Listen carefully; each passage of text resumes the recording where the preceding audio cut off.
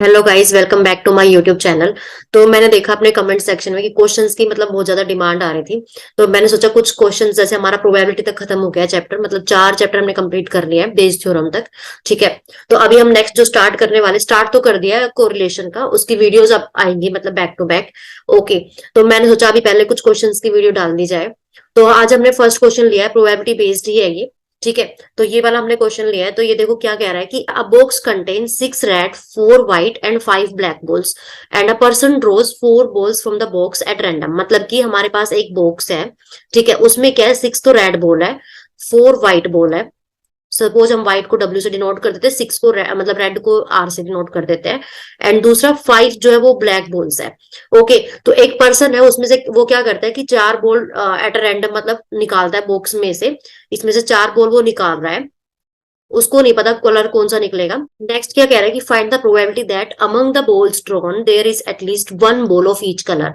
मतलब कि क्या बोलना चाह रहा है कि 4 बॉल उस पर्सन ने निकाली, और दूसरा हमने प्रोबेबिलिटी जो है वो किसकी निकालनी है, कि जो उसने बॉल निकाली है ना 4 बॉल, उसमें से एक बॉल तो कम से कम हर कलर की होनी होनी चाहिए। मतलब कि अब देखो हम केसेस बनाते हैं, इसके कितने केस हमारे पास बन सकते हैं, उसके बाद फिर हम प्रोबेबिलिटी फाइंड करेंगे। तो यहाँ पे देखो हमारे पास 4 बॉल हम निकाल रहे हैं। 6 रेड है, 4 व्हाइट है, 5 ब्लैक बॉल है। तो टोटल बॉल्स यहाँ पे कितनी होगी, 15 बॉल्स। ओके। नेक्स्ट ये 4 बॉल निकाला, तो चार, अब हर बॉल एक मतलब हर कलर की होनी चाहिए कम से कम एक बॉल, और ज्यादा की भी हो सकती है। तो हमारे पास जो फर्स्ट केस है वो क्या हो जाएगा यहाँ पे, केस 1, कि एक रेड हो सकती है, एक व्हाइट हो सकती है। ठीक है। और बची कुछ दो हमारी ब्लैक हो सकती है। ये हमारे पास केस हो गया एक। अब दूसरा केस क्या हो सकता है हमारे पास, कि हमारे पास एक रेड बॉल हो सकती है, 2 व्हाइट बॉल हो सकती है, एंड जो एक क्या हो सकती है, ब्लैक बॉल हो सकती है। तो भी ये 4 का काउंट हो गया, ये भी 4 का काउंट हो गया। अब जो केस 3 है, वो हमारे पास क्या हो सकता है, कि सपोज 2 रेड आ जाए, ठीक है, एक व्हाइट आ जाए, एंड जो लास्ट है एक ब्लैक आ जाए। तो ये हमारे पास टोटल बॉल्स यहाँ पे कितनी होगी, फिर 4 बॉल हो गई, क्योंकि हम 4 ही बॉल निकाल रहे हैं। तो ये हमारे पास 3 केसेस हो गए। अब यहाँ पे कोई केस मुझे लगता है बचा है। आप भी चेक कर सकते हो कि एक हमें टोटल 4 बॉल निकालने, एक रेड आ सकती है, एक बार एक व्हाइट आ सकती है, बची कुछ दो हमारे पास ब्लैक आ जाएगी। ठीक है। सिमिलरली एक रेड आ जाएगी, 2 व्हाइट ले ली हमने अब की बार। ठीक है। और एक ब्लैक ले ली। लास्ट में 2 रेड, एक व्हाइट एंड एक ब्लैक ब्लैक। तो ये हमारे पास क्या हो गए, 3 केसेस हमारे पास हो गए। तो अब हमें क्या करना है, प्रोबेबिलिटी फाइंड करनी है। तो कई बार जैसे स्टूडेंट्स जो वो कंफ्यूज हो जाते हैं कि हम कॉम्बिनेशन कैसे लगाए, ठीक है, या फिर हम वैसे ही कैलकुलेट कर दें। तो अगर हम कॉम्बिनेशन यूज करते हैं तो उससे हमारे पास क्या होता है कि इजी वे पड़ जाता है, डायरेक्ट आपको दिखने लगती है चीजें। ठीक है। बट उसमें हमारे पास कैलकुलेशन मिस्टेक हो सकती है। तो इसलिए बेस्ट है कि आप कॉम्बिनेशन वाला कॉन्सेप्ट जो है वो यूज करो। जैसे आपने पहले पढ़ा होगा ना, परमुटेशन एंड कॉम्बिनेशन। तो यहाँ पे कॉम्बिनेशन मतलब कि क्या होता है कि आप कितने नंबर ऑफ कॉम्बिनेशन बना सकते हो। तो यहाँ पे जैसे हमारे पास 3 केसेस हो गए, तो तीनों के लिए हमारे जो प्रोबेबिलिटी आएगी, टोटल प्रोबेबिलिटी वो क्या हो सकती है। अब हम निकाल रहे हैं प्रोबेबिलिटी की, हम मतलब बोल को सपोज आप ई से डिनोट कर दो, इवेंट मतलब की। तो हमें निकालना है प्रोबेबिलिटी। तो अब पहले में क्या है कि एक रेड हो सकती है, टोटल रेड कितनी है, 6। अब 6 में से आप एक रेड निकाल रहे हो, तो 6C1 हो गया। इनटू आप एक व्हाइट बॉल निकाल रहे हो, तो एक व्हाइट मतलब कि 4C1 हो गया, कि व्हाइट बॉल में से आपने एक बॉल निकालनी। इनटू क्या हो सकता है कि आपने 2 ब्लैक बॉल निकाली है, मतलब कि 5 में से 2 ब्लैक बॉल निकाली आपने।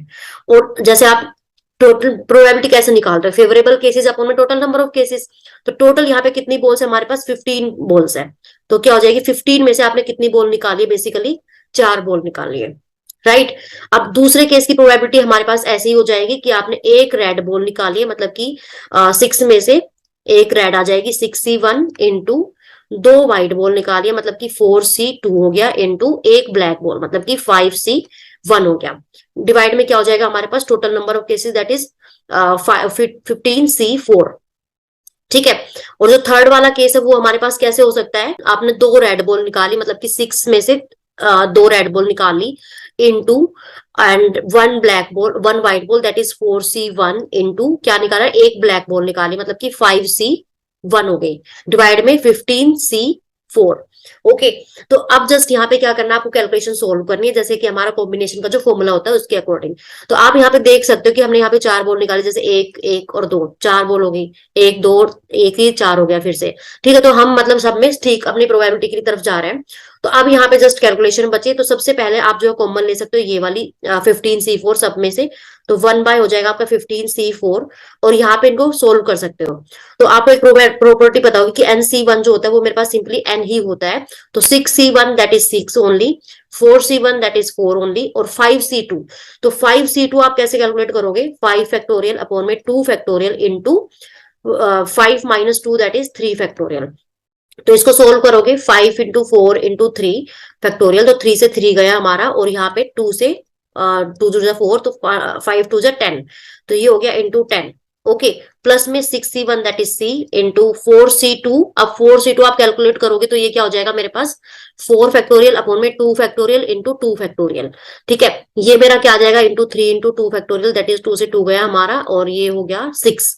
तो 6 मतलब 6 × 6 हो गया, और इंटू 5C1 क्या हो जाएगा हमारे पास, 5 ओनली।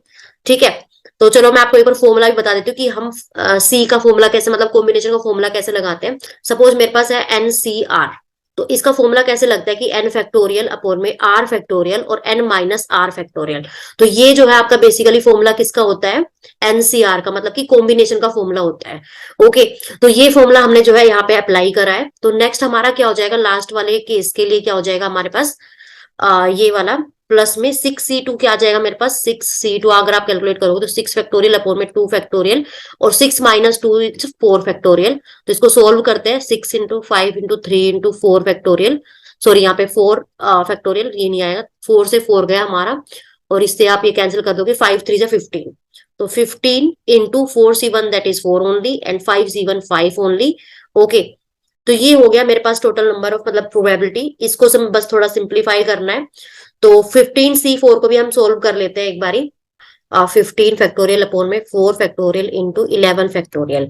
ठीक है, अब इसको और आप सोल्व करोगे तो 15 into 14 into 13 into 12 into 11 factorial. तो 11 से हमारा 11 चला जाएगा, और 4 को आप कैसे एक्सपेंड कर सकते हो, 4 इंटू 3 इंटू 2। तो ये हो जाएगा हमारा 4 × 3 = 12, तो 12 से 12 गया, और नेक्स्ट 5 2 7 ये हो जाएगा। ठीक है, तो अब देखो हमारे पास क्या आ गया, ये 1 अपॉन में 15 इंटू 7 इंटू 13। ओके, एंड ऊपर हमारे पास ये क्या आ जाएगा, सोल्व होके 6 चौक 24, तो ये हो जाएगा 240, प्लस में 6 छंगे 36, 36 पंजे कितना होता है हमारे पास 180। ठीक है, प्लस में ये कितना आ जाएगा, 15 चौक 60, एंड 60 इंटू 5, तो 5 छंग 30, दैट इज 300। तो ये हमारा आ जाएगा सोल्व होके। तो इसको आप और सिंप्लीफाई करोगे तो 15 इंटू 7 इंटू 13 कर दोगे, और ये अंदर सोल्व होके आ जाएगा 0, 8 और 4 12। ठीक है, 12 और 3 4 4 3 7, ये आपके पास आ गया। आप इसे सोल्व करोगे तो क्या आ जाएगा, ये 5 पे कट जाएगा, पहले 5 × 3 = 15, नेक्स्ट 3 पे, नेक्स्ट हमारा ये नहीं जाएगा, 48 अपॉन में कितना आ गया, ये 7 इंटू 13। तो आप जब इसे सोल्व करोगे तो हमारे पास आंसर क्या आ जाएगा, 0, ये आ जाएगा गाइस हमारे पास 0.527 के अराउंड। ठीक है, तो इस तरीके से हमें जो है ये वाला क्वेश्चन अटेम्प्ट करना है। तो एक बार हम जस्ट रिवीजन कर रहे थे कि कैसे हमने करा है। ओके, तो गाइस एक बार दोबारा से क्वेश्चन रीड करते, तो इसमें हमारे पास क्या था, 6 रेड बॉल थी, 4 व्हाइट एंड 5 ब्लैक बॉल। तो हमने ये बॉक्स बना लिया। सबसे पहले जब भी आपके पास इस टाइप का कुछ क्वेश्चन आता है ना, तो सबसे पहले आप कुछ इस टाइप का, मतलब कंटेनर टाइप, जो भी क्वेश्चन में बोला है उसकी थोड़ी सी हल्की सी इमेज बना लिया करो, उससे आपका जो क्वेश्चन है वो और क्लियर हो जाता है। ठीक है, तो मैंने बना लिया। इसके अंदर थी 6 रेड बॉल थी, 4 व्हाइट बॉल थी, एंड 5 ब्लैक बॉल थी। टोटल बॉल्स मेरे पास कितनी हो गई, यहाँ पे 15 बॉल्स हो गई। तो अब वो क्वेश्चन में कह रहा है कि वो एक पर्सन ने 4 बॉल रेंडमली निकालता है। ठीक है, और हमें प्रोबेबिलिटी वो किसकी निकालनी है कि जो उसने बॉल निकाली उसमें एटलीस्ट एक कलर तो होना ही होना चाहिए। तो 4 बॉल निकालने के लिए, और 3 कलर की बॉल्स है मेरे पास, तो एक बॉल के तो 2 बॉल्स, मतलब एक कलर की 2 बॉल्स तो आएंगी आएंगी।